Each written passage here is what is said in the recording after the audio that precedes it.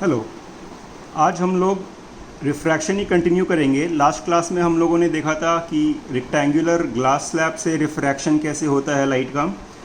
और आज के क्लास में हम लोग प्रिज्म से स्टार्ट करेंगे, प्रिज्म से रिफ्रैक्शन कैसे होता है, और फिर आगे लेंस का इंट्रोडक्शन होगा। तो प्रिज्म से स्टार्ट करते हैं। प्रिज्म पेज नंबर 42 में आ जाओ, है ना। 42 43 में देखोगे ये ड्राइंग है। प्रिज्म क्या होता है? ट्रायंगुलर शेप का, अगर वो 3D में हो तो उसी चीज़ को प्रिज्म बोलते हैं।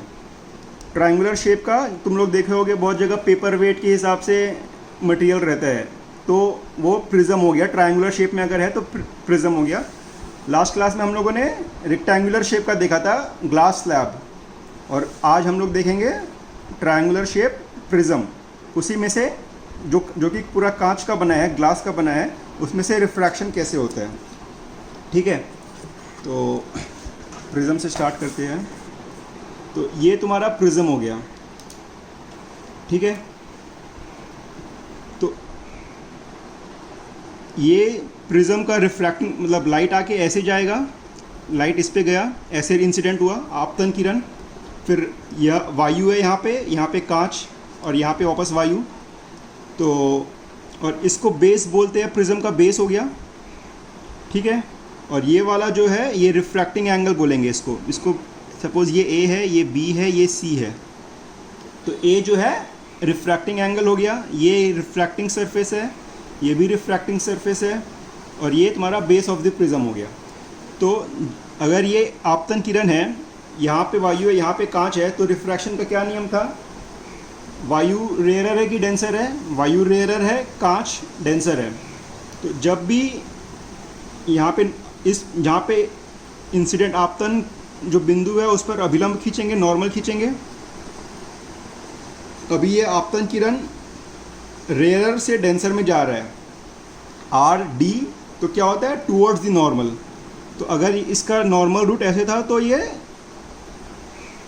नॉर्मल की तरफ झुक जाएगा, तो ऐसे जाएगा। अभी ये वाला आपतन किरण हो गया, आपतन बिंदु ये हो गया, तो इस पॉइंट पे अभी अभिलंब खींचेंगे, ये अभिलंब हो गया, नॉर्मल हो गया इस पॉइंट पे।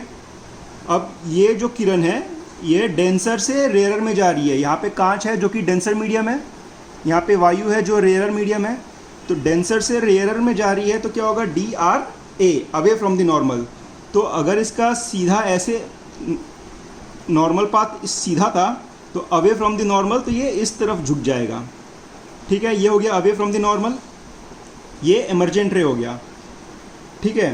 तो ये हो गया रिफ्रैक्शन थ्रू प्रिज्म। अभी इसमें मान लो कि तुमको विचलन कोण, जो कि कितना एंगल डिस्प्लेसमेंट हुआ है वो निकालना है, विचलन कोण जो हम लोग निकाले थे। तो अगर ये प्रिज्म नहीं होता तो ये आपतन किरण इसी दिशा में जा रही होती, और प्रिज्म होने के कारण वह इतनी मुड़ गई है, अभी इस दिशा में जा रही है। तो ये जो बेंड हुआ है, इतना जो बेंड हुआ है, इसको बोलेंगे डेल्टा, जो कि तुम्हारा विचलन कोण का मान होगा, ठीक है। अभी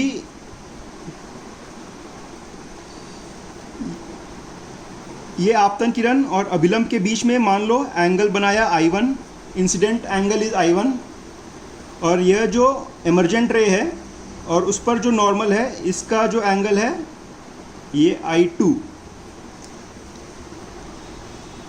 ठीक है।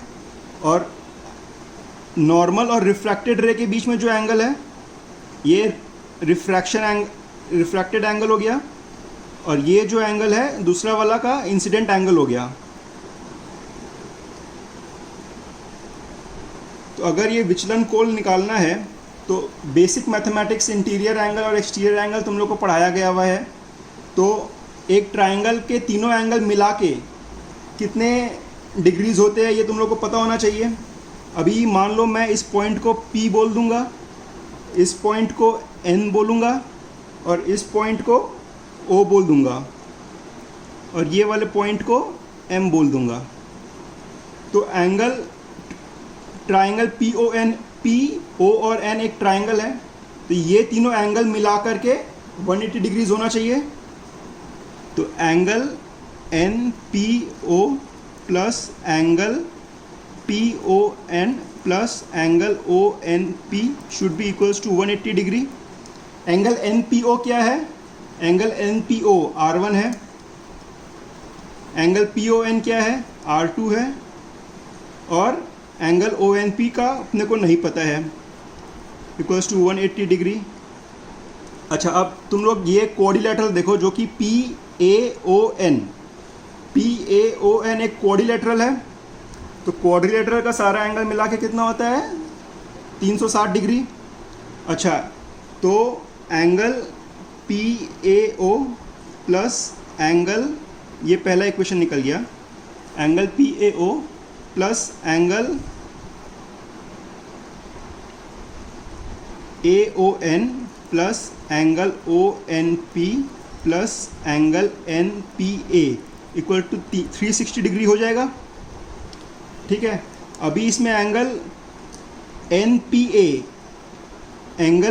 ए और एंगल ए ओ एन, ये एंगल क्या है? ए O N.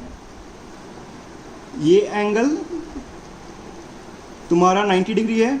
Angle A O N 90 degree है क्योंकि ये इस सरफेस पर नॉर्मल है। तो और ये वाला एंगल ए अगर मान ले, रिफ्रैक्टिंग एंगल बोलते हैं इसको, तो A plus A O N is 90 degree plus angle O N P plus angle N P A, ये भी 90 डिग्री होगा बिकॉज ये नॉर्मल है इस सरफेस पे। तो 90 डिग्री इक्वल्स टू 360 डिग्रीज। ठीक है, तो ये दोनों मिला के 180 इक्वल टू के इस तरफ जाएगा तो माइनस 180 हो जाएगा। तो 360 minus 180, A plus angle O N P is equals to 360 degree minus 90 equals to, तो ये हो जाएगा तुम्हारा 180 degree. Angle O N P क्या है? Angle O N P is 180 minus R1 plus R2। ठीक है, माइनस R1 प्लस R2। तो ये तुम्हारा A plus 180 minus R1 minus R2 equals to 180 degree. O N P के बदले ये लिख सकते हैं ना हम लोग, क्योंकि पहला इक्वेशन क्या है? O N P equals to R1 plus R2 plus O N P equals to 180 degree. तो उसी से ये निकल जाएगा। तो इस अभी 180 कैंसिल हो जाएगा। तो इसमें क्या मतलब हुआ? Angle A is equals to R1 plus R2। ठीक है, ये क्लियर हो गया। अब देखो, अगर हम लोग को डेल्टा निकालना है, ये जो विचलन कोण का मान है, अगर ये निकालना है हम लोग को, तो इसके लिए क्या फॉर्मूला होता है? इसके लिए फॉर्मूला होगा, ये देखो, ये एक एक्सटीरियर एंगल है, ट्राइंगल एम पी ओ। ये ट्राइंगल में ये एंगल प्लस ये एंगल मिला के तुम्हारा डेल्टा होगा। तो एंगल एम पी ओ क्या होगा? Angle M P O. अच्छा, और ये वाला एंगल क्या होगा? ये पूरा एंगल कितना है? ये वाला एंगल और ये वाला एंगल सेम होगा क्योंकि ऑल्टरनेट पूरा वर्टिकली ऑपोजिट एंगल है। तो ये वाला एंगल क्या होगा? ये पूरा एंगल माइनस R1, पूरा एंगल है I1। तो डेल्टा क्या हो जाएगा? ये एंगल प्लस ये एंगल, ये वाला एंगल है I1 minus R1 plus I2 minus R2, ये हो जाएगा delta is equals to I1 plus I2 minus of R1 plus R2। अभी R1 प्लस R2 हम लोग देख चुके हैं, A है, तो is equals to delta is equals to I1 plus I2 minus A। इसको याद रखना, डिराइव नहीं भी कर पाओ बट इस खाली इस लाइन को याद रखना, तो क्या है तुम्हारे को याद रहेगा। ठीक है, तो प्रिज्म से विचलन कोण का मान निकालना हो तो ये वाला फॉर्मूला याद रखना। I1 क्या है? जो आपतन किरण का एंगल है। I2 क्या है? जो एमर्जेंट रे उसका जो एंगल है। और A क्या है? जो प्रिज्म का रिफ्रैक्टिंग एंगल है। ठीक है, ये हो गया। अब लेंस के बारे में पढ़ेंगे। तो लेंस दो प्रकार के होते हैं। जैसे हम लोगों ने मिरर के दर्पण के केस में देखा था, अवतल दर्पण और उत्तल दर्पण। अवतल दर्पण क्या हो गया? Concave lens. और उत्तल दर्पण क्या हो गया? Convex mirror. वैसे ही अवतल लेंस, तो दो टाइप के लेंस होते हैं, एक होता है कन्वेक्स लेंस और second concave lens. Convex lens क्या हो गया? उत्तल दर्पण, उत्तल लेंस।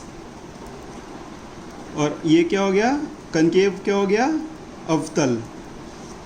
कन्वेक्स लेंस कैसा होता है दिखने में? और ये हो गया कन्वेक्स लेंस। कनकेव लेंस हो जाएगा, इस टाइप का लेंस को बोलेंगे कनकेव लेंस। ठीक है, तो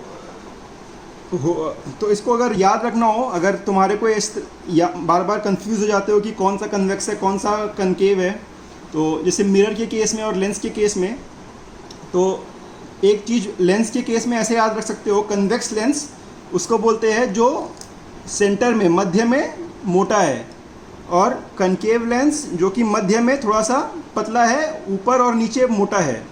कनकेव लेंस ऊपर और नीचे पतला है और बीच में सेंटर में मोटा है। कनकेव लेंस क्या है? ऊपर और नीचे मोटा है, बीच में पतला है। और दूसरा तरीका जो है याद रखने का,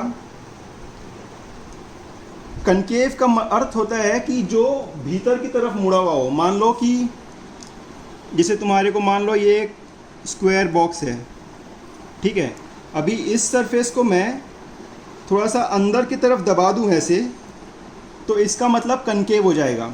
तो जो अंदर की तरफ दबाया हुआ है उसको बोलते हैं कनकेव, और इसी को मैं थोड़ा सा बाहर की तरफ अगर पुश कर दूं, बाहर की तरफ निकाल दूं, तो ऐसा बन जाएगा, तो इसको बोलेंगे कन्वेक्स।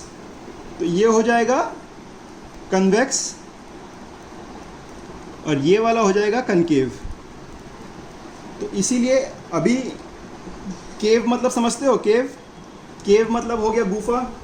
तो गुफा का जैसा मुंह होता है ना, वो अंदर की तरफ खुला हुआ रहता है, अंदर की तरफ जाता है, वैसे ही कनकेव मतलब जो अंदर की तरफ मुड़ा हुआ हो। देखो ये अंदर की तरफ जा रहा है और ये बाहर की तरफ मुड़ रहा है, इसीलिए कन्वेक्स है, ये कनकेव है।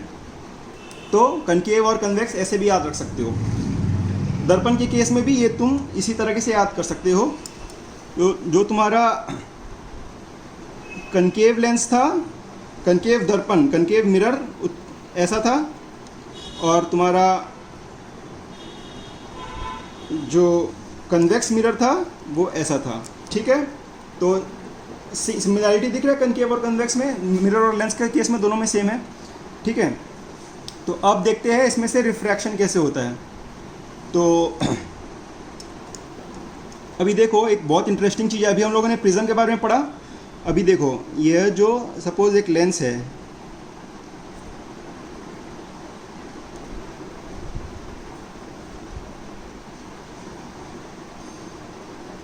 ये हो गया कन्वेक्स, ये हो गया कनकेव।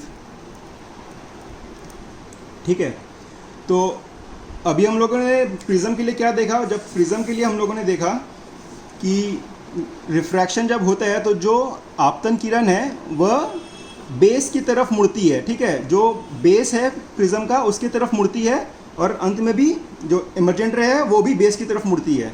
तो प्रिज्म से जब भी रिफ्रैक्शन हो तो ये समझ सकते हैं कि वह बेस की तरफ मुड़ेगी। जो बेस है, जो इसका बेस है, बॉटम है, उसकी तरफ मुड़ती है किरण रिफ्रैक्शन होने के बाद।